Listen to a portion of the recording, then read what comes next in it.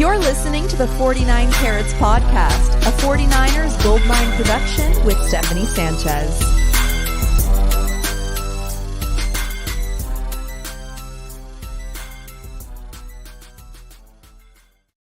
What's going on, everyone? Welcome to another edition of the 49 Carats Podcast. I'm your host, Steph. It is Monday, August 19th, and yesterday the 49ers played their second preseason game. So, as always, the way we do it on a Monday after games, me and my Monday co-host, Weston, we nominate some players for 49K Player of the Week. So, we'll be doing that here in a bit. It's going to be a fun show here today.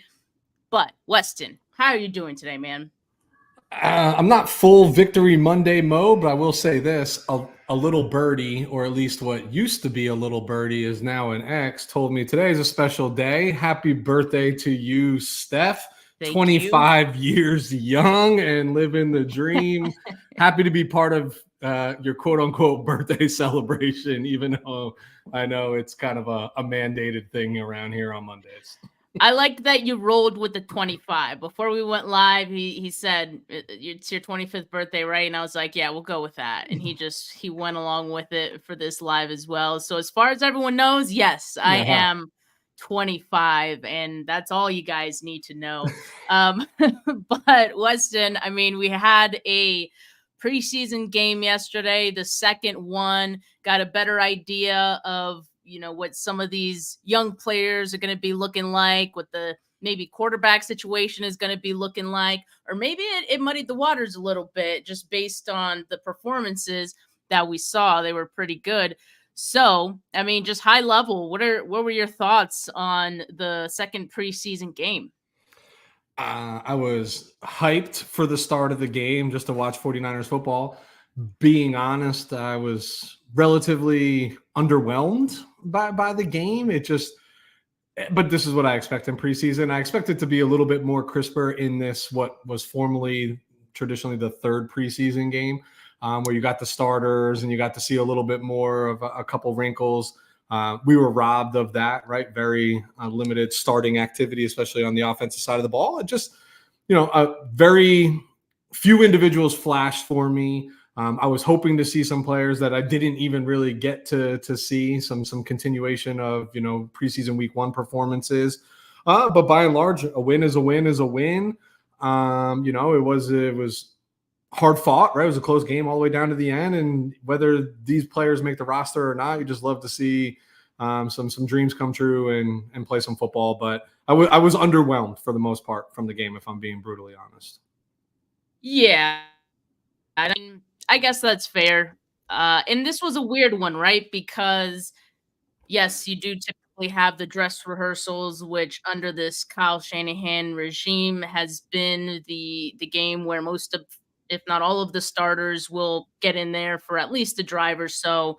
But this one was kind of somewhere in the middle because a lot of the starters didn't play, but you did have Brock Purdy start this game behind an offensive line that was half of it at least were starters while the others were not. And all of the pass catchers were basically backups and guys fighting for roster spots.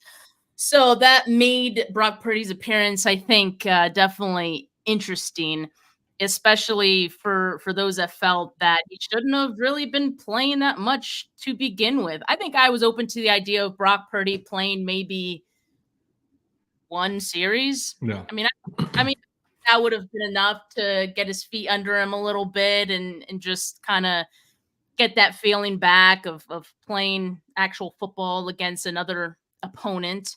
I wonder if had the 49ers done their joint practice with the Saints this week, if Kyle Shanahan would have not had Brock Purdy play this game. But because he didn't really have that scrimmage experience against another team throughout the week, it's kind of like, hey, like, do you want to play in the second preseason game instead? Like, that could be valuable for you. To which, of course, Brock Purdy, as we know, like, why wouldn't he say yes? Yeah. He said, yeah, I'd love to. So, yeah, I kind of wonder that if that had anything to do with it as well. I know people weren't a fan of him being out there as long as he was. I get it. but at the same time, the amount that he was out there, it's like, was it really worth him getting that experience back of just being in an NFL game again? So I might be in the minority on this, but I 100% think he should have been out there. This is not a 10-year vet, right? Like, for all intents and purposes, this is like literally his first true offseason, right? As like the starting quarterback. I think you need to get as many looks as you possibly can within reason. I think, if the jury's still out, he certainly needs to go through the mentals, suit up, prepare, do all of that. Now, here's what I do believe. I do believe that if the 49ers had gone down and scored a touchdown or even multiple first downs and kicked a field goal in that opening drive, I believe that would have been all you saw of number 13. But the truth is, they had 1 first down in 3 possessions in the first quarter, right? There was no flow to this game, so you really didn't even get a chance to get Brock into any sort of rhythm. I think there's a learning experience that comes out. Like, you saw that he still has the ability to keep a play alive. He made a poor throw. He had the player on the one that we all want to nitpick. He had the player. He just sat and didn't realize that corner dropped off of his responsibilities because he saw Brock the whole way and telegraphed it. Okay, good. That's like learning that rep in practice. Okay, can't do that in the game, right? That sort of thing. So I still think there's something to glean and take away. But I think everybody's more concerned that he took hits. Well, this is the NFL. Like, you're going to get hit. The body needs to remember what it's like getting hit. The quarterbacks don't get hit in the preseason. Like, in training camp, they don't, right? Non-contact jerseys, like, you just don't do it, Like, you see all what could have been a sack or whatever, but not touched. Like, to me, he needed to be out there. If I'm being honest, Steph, I know why they can't in terms of like injuries and everything along those lines, but I wanted to see more starters out there. Like, this has been a really clunky offseason. I think you had ability to put that to rest by saying, let me march out some of these players. Let me remind everybody how good it looks when they're actually on the field. And then we shut it down. But you didn't see that this week. You're definitely not going to see that in the next preseason game. To me, this just all adds up to like, that Monday night home opener against the Jets has the potential to get ugly, right? Like, it has the potential to not look good if these guys aren't getting game reps together and you're doing it to conserve bodies and injuries. So, again, I think I'm in the minority. I was fine with Brock being out there. I feel like I know why he got 3 series, because those 3 series have basically amounted to like 10 plays, right? Like, which is a long drive, essentially, that you were hoping to see, on the opening drive of the game when they took the ball. But I know the gripe is like, why do we have our quarterback out there taking hits that he shouldn't have? You don't want to see somebody taking the preseason, but like, he needs to get hit. He needs to remember what it feels like, like that's just part of the game. Yeah, Brock Purdy threw 6 passes in this game. He was 2 for 6 for 11 yards. So it wasn't the best showing. I'm sure if it was a stronger showing from Brock, you wouldn't have people so upset. If he didn't get hit twice, you wouldn't have people so upset. But of course, I think, in preseason, people are always going to be up in arms about starters playing any sort of snaps. And by the way, Kyle Shanahan, I think, did say that most of the starters would be playing in the final preseason game. So we can expect to see that. And as far as the reasoning from Kyle Shanahan's standpoint as to why Brock Purdy played in this game, here's what he had to say. Just thought it'd be good for him to get a couple reps in, or a couple drives in. We were hoping it would be one long drive just to get him out, similar to what BA had last week. But we had, I think it was 2 3-and-outs, so I don't want to go past that. I think it's good for quarterbacks to get in. Felt good with the guys that were in there, and we're pretty conservative with what we did with them. And I felt Brock kind of wanted to do it too. And Brock Purdy, as you can imagine, was also asked about this. And, Brock Purdy, I thought, had a pretty good answer for himself as well. Yeah, at practice, you're not getting that. You're obviously you get a pass rush and all that kind of stuff, but to get out in the game and understand that, there's a mental clock where you have to get the ball out or else you're going to get hit, or there's times where you do have to stand in there and take some hits. Like, that's the kind of stuff you can get in practice. And so, honestly, it's those things that, I liked, just the idea of playing in a preseason game to feel again, before the season gets here and everything. So, it's good reps for me. It's a good feel for me as a quarterback. So, I didn't mind it. It's part of the game. It's part of the game, indeed. So, yeah, I'm not as like upset about it as other people, but of course, I see both sides of the coin in this situation. There was a clip from Raheem Morris, who's now the Atlanta Falcons head coach, and he was kind of giving his reasoning behind why Michael Penix wasn't going to be playing like preseason or starting in preseason. So, yeah, I just two different philosophies. You're gonna get that in the NFL. So we know what Kyle Shanahan and what Brock Purdy's is. So I guess we could put that to rest, all these questions that we have. But aside from that, Weston, I would have to say that the offense looked pretty good outside of, like I said, the Brock Purdy part of it all. Once Josh Dobbs came in, it was pretty electric. And I have to say, like, these young guys look pretty freaking good. So I just can't wait to talk about those guys. And I mean, let's just get right into it, right? Yeah. Just some of these nominees that we have for 49K Player of the Week this week.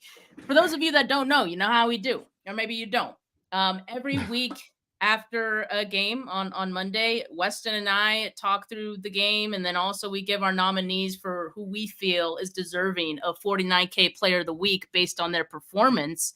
And so I think there were a lot of really positive performances in this game, definitely more positive than bad in my opinion. So Weston, as I always let you do, I'm going to have you go first in this one. Who's your first nominee? I'm going to take the rookie wide receiver, 83 now. Yeah. Hopefully he changes that number once the roster cuts happen, because that's just an ugly wide receiver number in this day and age. But Jacob Cowan, we've been clamoring to see him. This is our first, obviously game action that we've gotten is to see him play. Statistically, 4 catches, 51 yards, had the really nice catch and really good body control on that one down the sideline that, I don't know, 40 yarder, whatever it was from Dobbs, that on a better throw maybe leads him into the end zone, but still makes a heck of a catch. He had the jet sweep for 19 yards. So he touched the ball collectively 5 times, 70 total yards. Really good first showing, in my opinion. And I think the most important takeaway for me, Steph, is like the moment didn't feel too bright, too big. Like he handled himself like a professional, made the plays, got right back to the huddle. No extravagant celebration. It was just more like, hey, act, the old utilage of act like you've been there before, right? And to me, he really acted like he'd been there before. I'm really impressed with the route running from the rookie. I think the more we see of that, the more confidence he breeds as a player. Maybe that lends itself to special teams on the punt return, maybe on kickoff return. He's clearly electric in space, right? Like really shifty, really fast. You saw it on the end around, right? I think most players would probably get hawked. He was able to stretch it and keep going. A lot to like from his first showing, and I hope that he can just stackpile more days like this, and he will find himself on the 53 in no time, week after week. And I think, dare I say, he just feels like he fits the offense, right? Like this feels like a tailored pick, and one that they're like, ooh, this one might just work out. Well, we don't know that about the first round draft pick yet, right? This one feels like it fits really nicely and is not an in lieu of player, right? Like no Ayuk, we replace with Cowan. It's like, no. He just fits into the equation. I think he's definitely come midseason. I think he's going to have a pretty significant impact on the offense. I think so too. And I think what's most impressive about Jacob Cowan is the fact that, I mean, we didn't really get to see him much in training camp because he was in and out with injuries. So it was very limited. Well, we got to see him. Sure, coaches got to see a little bit more than we, the fans, did when we were there. But that obviously takes you out of a rhythm, right? When you're in training camp, it's your rookie season, and you get an injury kind of right off the bat, right?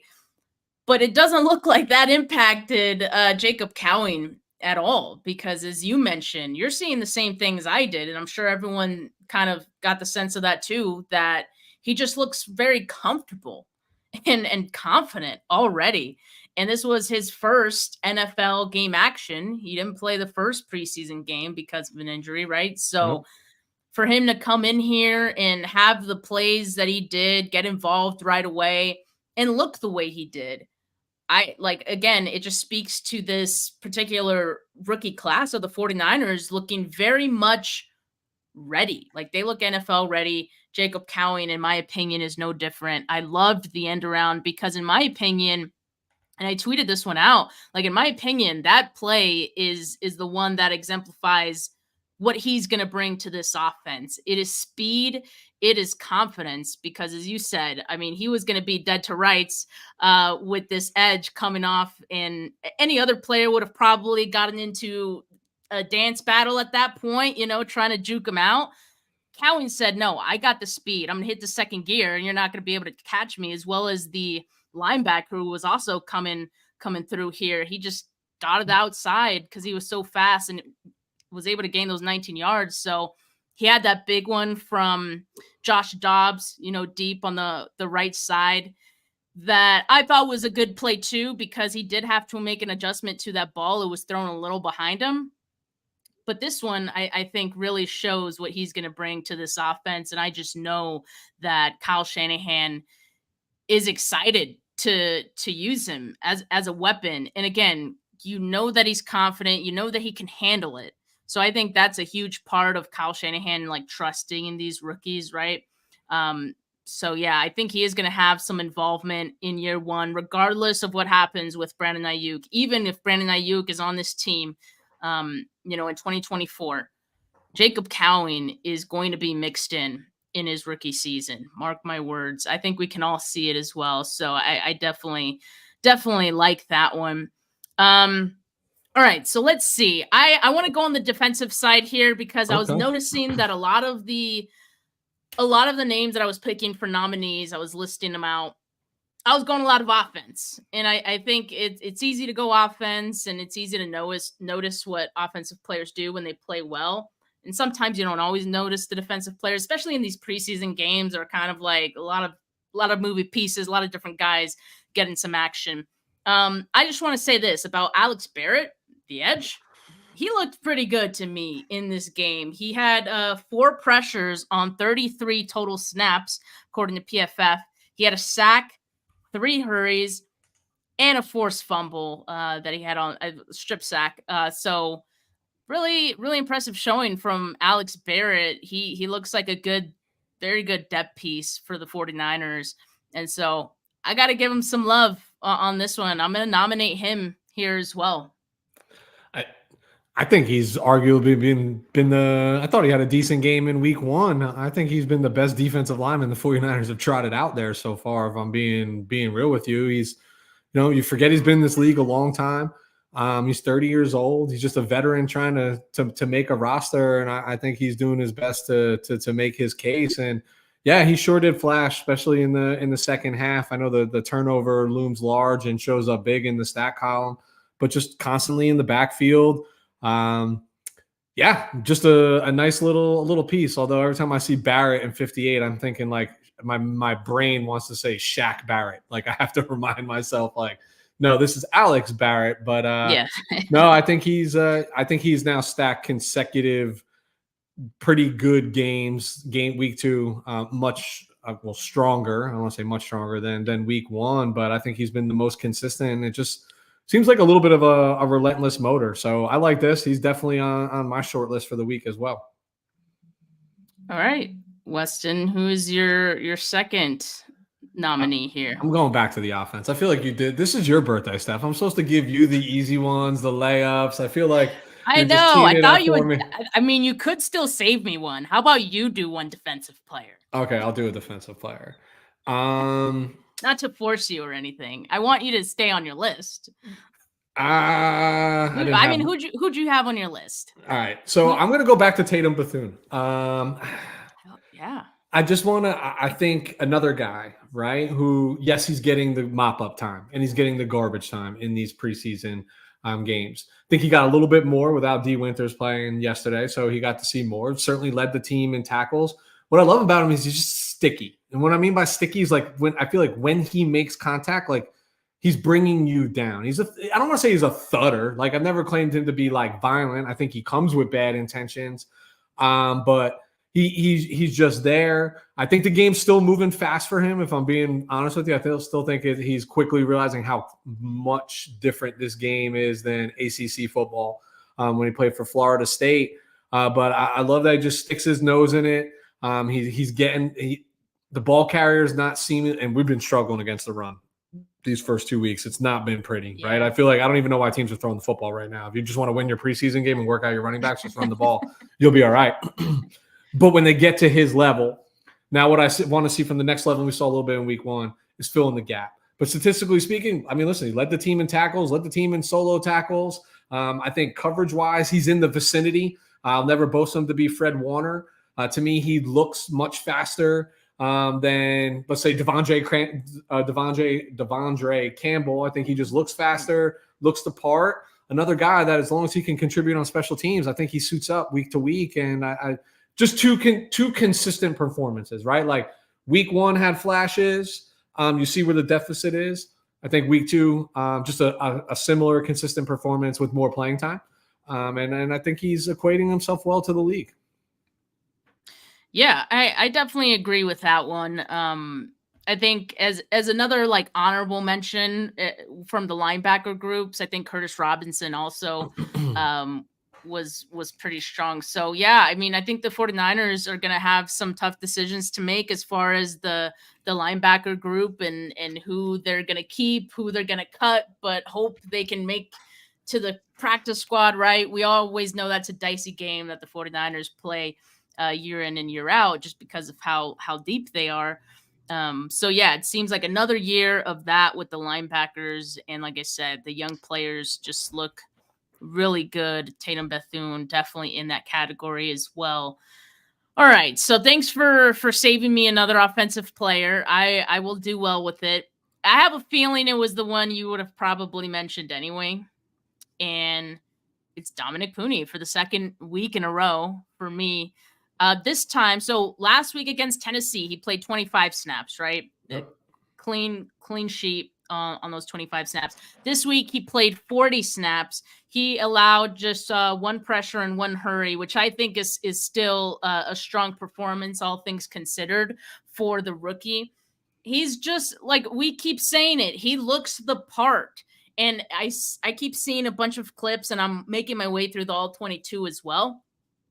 You just see him win and make certain moves or win in such a way that, like, I don't think you would have expected a rookie to be winning in that way. Like, he's just very savvy. He looks for work, which is huge, I think, for an offensive lineman, because if you have no one in front of you, you better be looking around and see who, there's got to be another defender around somewhere. And you see him turn his body, make those adjustments to find a man to block. You just love that about him. And again and again, week 1 starter at right guard. So yeah, Dominic Pooney definitely is deserving of all the praise that he's getting. I'm seeing other national guys, starting to notice what Dominic Pooney is doing, and it's very much deserved. I still, of course, would have liked the 49ers to address tackle, right? I think we all wanted to, but Dominic Pooney, I think, also addressed the need for this team with the interior. So I think they got their guy. Yeah, I think so too. I love the phrase that you use, always looking for work. There was an old saying, and I hope this as an offensive lineman, never get caught playing with your Peter on the field is what they used to say, right? Like, meaning like, don't just be standing there like, my guy did a stunt or moved off me. Like, now what I do, like, look for somebody, anybody, block your own player. Like, nobody cares, but look for work, right? Like, that was the terminology. And I love it. He is a busybody down there, you're going through all 22. We've all seen the highlights, throughout the day, like just a very unique ability to find the player, right? To find the available player just in space and keep them off your quarterback. I think this is a home run for the 49ers. Anytime you can get with a team this talented, when you allocate a 3rd round pick and they could become a starter for you in year 1 right out of the gate, that's good use of your assets, right? Like that's what you want to happen, and the first overall pick remains to be seen. I think number 2 is going to get plenty of burn throughout the year, and number 3 looks like a surefire starter. all the ingredients of a solid draft class thus far, and not to mention other players that we've been talking about. But yeah, I just the part again, it's looks the part. I'm excited because I think problematically speaking, we were all concerned about specifically the right side of the line and the right guard, and we tossed a million names out, before draft, post draft. Nobody knew what we really had in Pooney. We were excited about it, and now you're seeing it unfold. And this guy probably going to have a long career as a guard in the National Football League. Whether we re-sign him after his rookie year or rookie contract, who knows? We seem to struggle with that, but when push comes to shove, he's going to be around for a while. Well, to be very clear, Weston, I am still concerned about right tackle. Yeah. Colton McKivitz yes. has not, made me feel too comfortable about that, even with these preseason snaps so far. But having a good right guard certainly helps. Like, it could benefit Colton McKivitz sometimes, all right? But, he still has to look a lot better in my book. Now, Weston, I think we have time for one more nominee. Do you have one you want to throw out here? Should I use my half or my full? Use your full, because we'll save the halves for honorable mentions. I'm actually shocked. I was going Josh Dobbs here. That's the same one I was thinking. Okay, yep. So we can spend some time here. It goes back to the conversation last week post game. Was like the argument of who's going to be number 2. And I think in this game, Josh Dobbs solidified that he's probably going to be the backup quarterback for the San Francisco 49ers, in my opinion. And I'll just kind of, not to sound like a broken record, but it's what he can do off script, right? And the game looks different for them in most scenarios. The game, the playbook, everything looks different when your backup quarterback's there. It's going to be different rhythm, different motion, right? Different cadences, different play calls, etc. And he just feels like he's just like he just has a really high IQ, but he also has a really high football IQ, right? Like what he can do with his legs and buy time. I mean, he even looked good throwing the ball. I mean, 12 of 21 for 133. What was there, 3 or 4 drops, right? By wide receivers, where that stat line is going to look even better. I think he did what he was supposed to prove that he should probably have the QB2 slot for the 49ers. I thought he played a heck of a game. Saw you tweet it out. Saw plenty of people tweet it out. I think electric, right, was some of the words that were used out there to describe that. And that's kind of what you want from your backup quarterback, somebody who catches lightning in a bottle.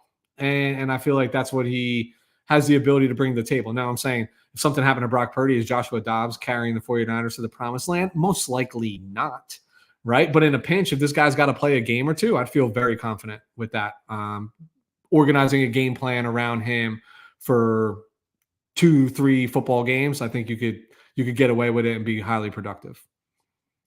Yeah, I mean, I do think there's a reason that he got benched by Nick Mullins by the Vikings last season, right? I think he's not a long-term solution for anyone, but he certainly could show very well in spurts, right? And that's what you should want a backup quarterback for, right? Like someone who can come in. Like ideally, your backup quarterback isn't finishing a season out for you. Ideally, I know it happens sometimes in the NFL, but like by then, I think you all know that, if your starting quarterback goes down, most of all 32 teams are going to be like sunk. They're going to be bad after that. So at the very least, you want someone exciting for a quarter or two, a few plays.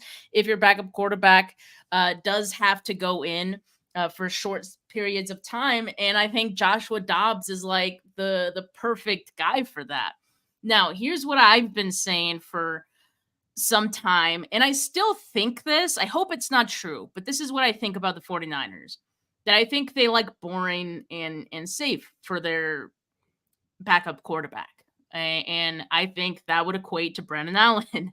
But I think what I saw from Joshua Dobbs in yesterday's game was that he could play within the structure, right? Like he was making throws. To me, the timing looked good on those, right? He was finding guys open.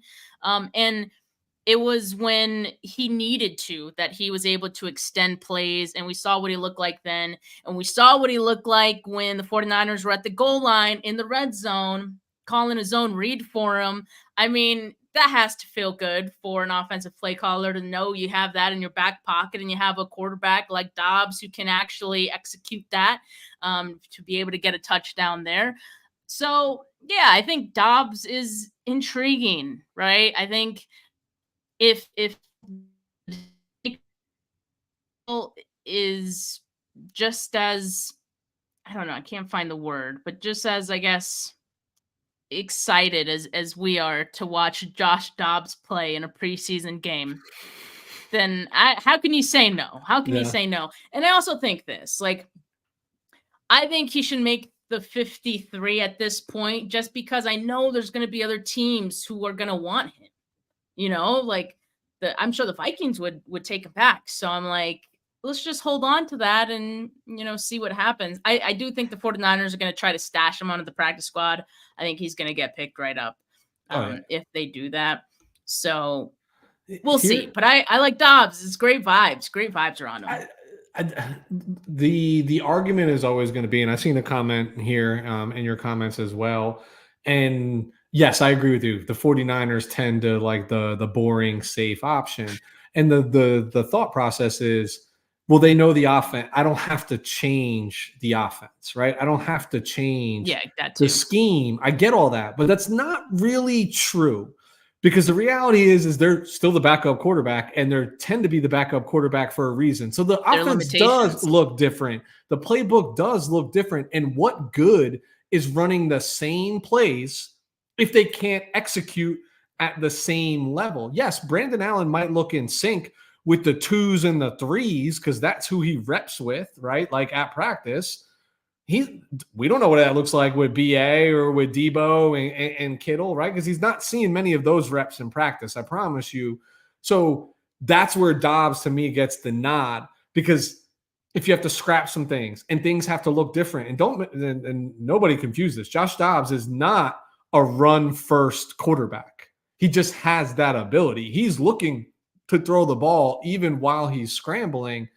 I just think when you have to turn to your backup quarterback, like all bets are off. Like you should be a proven veteran who has started games in this league, has won games in this league, and has a different dimension that you have to account for.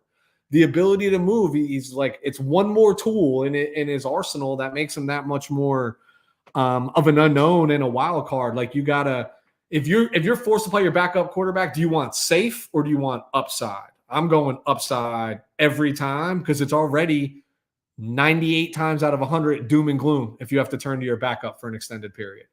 Yeah, you might as well make it fun, right? If it comes fun, just like vibes. You got to go off some vibes. What makes Lamar Jackson so dangerous? Off script, right? Like, yeah, he's got a big arm, he's going to do this, but it's off script. What made Michael Vick so dangerous? Off script. I'm not comparing those two to Josh Dobbs. It's just one more thing that a defense has to think about. If I miscontain, you know what I mean? Yeah. Like he's gone for 15, 20 yards, move the chains again. And then you put a run team like the 49ers back in position to start over, first down, run the ball, eat clock, get more first downs.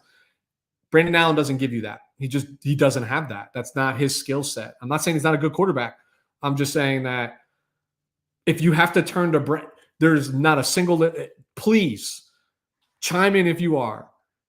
There's not a single person on this line that would be confident in the outcome of a football game for the San Francisco 49ers if Brandon Allen is the quarterback. You're lying to yourself if you are. Yeah. Yeah. And, I think I agree with you, and we'll see if Kyle does. But, yeah, I'm with Invader 49er here that I think Shanahan trusts Allen over Dobbs. So that's ultimately what the decision is going to come down to.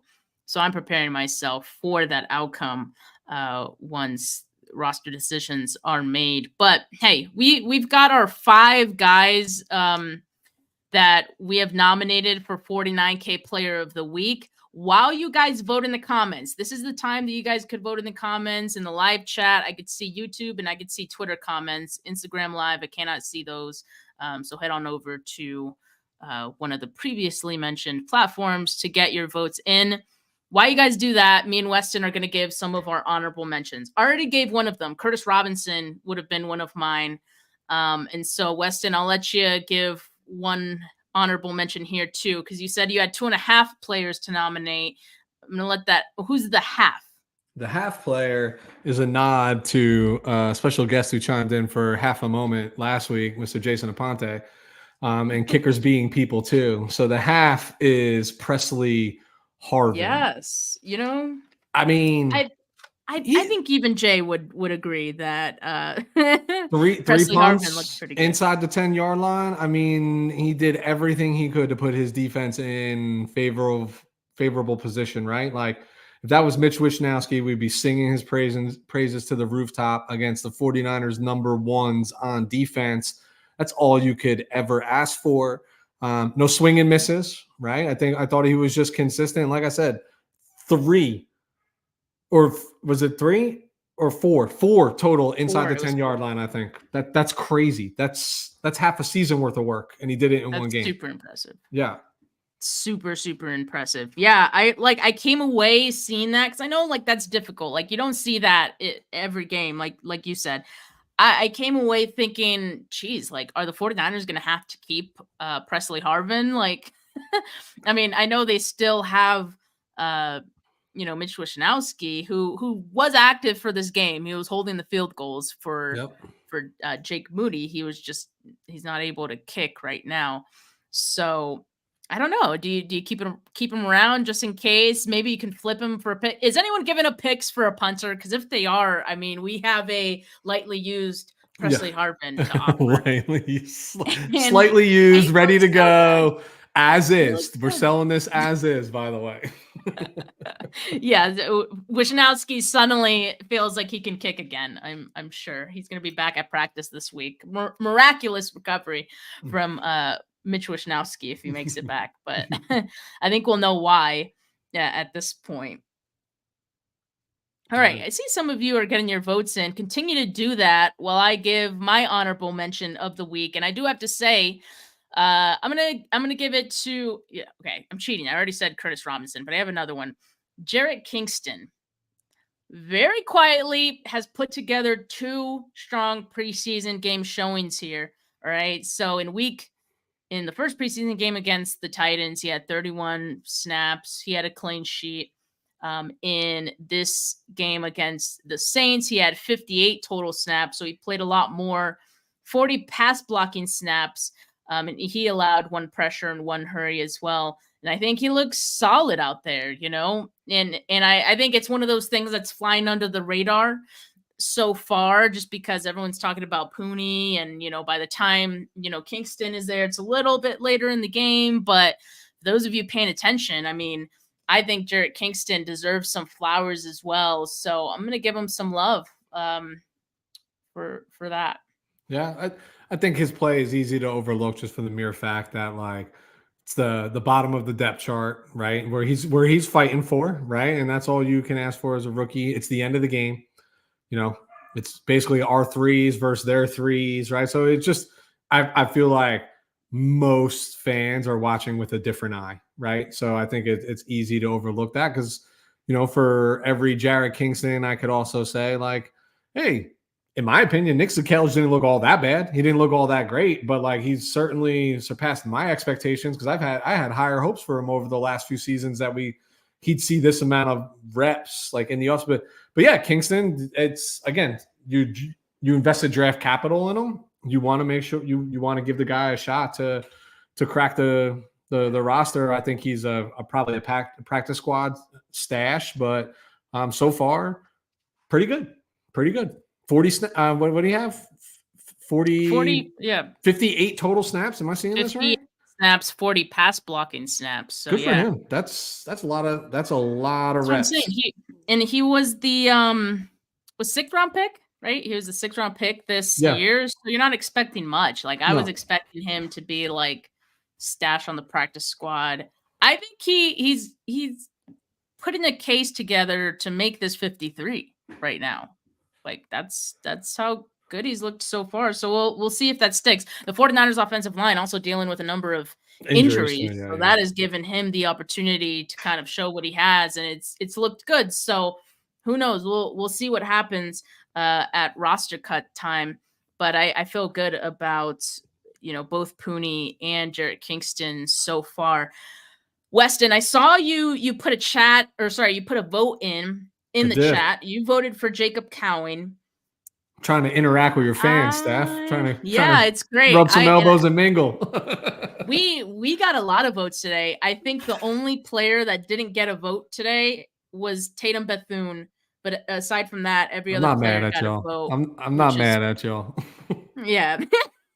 I thought it was a good one. I appreciate that. Because I'm the one that nominated Alex Barrett. I just was trying to think outside the box, but yeah. didn't quite move everyone else. But I think for this one, I'm gonna have to go for Jacob Cowing as well, and that makes Jacob Cowing our 49K player of the week for the second preseason game against the Saints. Really excited for him. Really excited to see if he could stack that performance in the 49ers following game. And I'd love to see some Brock Purdy and Jacob Cowing connection in this next preseason game. Hopefully Let's see what practice looks like over the next few days, right? Who's getting out there early? Who's sticking around after and taking some extra reps? I think it would behoove Brock very much to start getting some, toss the ball around with Mr. Cowan and get some timing down. Yeah, for sure. I think Brock just wants Ayuk back. I think he's silently protesting. That's really what that showing was in the first quarter for Brock. Just kidding, but maybe not really. All right. Well, a great fun show today. Thank you guys so much. Again, appreciate all the birthday love that you guys gave me in the comments. You know what I really want for my birthday is for you guys to subscribe to the channel if you haven't yet. Or, if you are already subscribed, turn on the notifications for the channel. Hit the notification bell so you know when I go live. Really appreciate that. Or share this podcast with one of your friends who maybe hasn't heard about 49K Pod yet. Like this video if you haven't yet. Audio listeners, leave a rating, leave a review. Appreciate all of you. I'm going off to dinner now. But Weston, thank you so much for joining me today. Adios, everyone. Peace.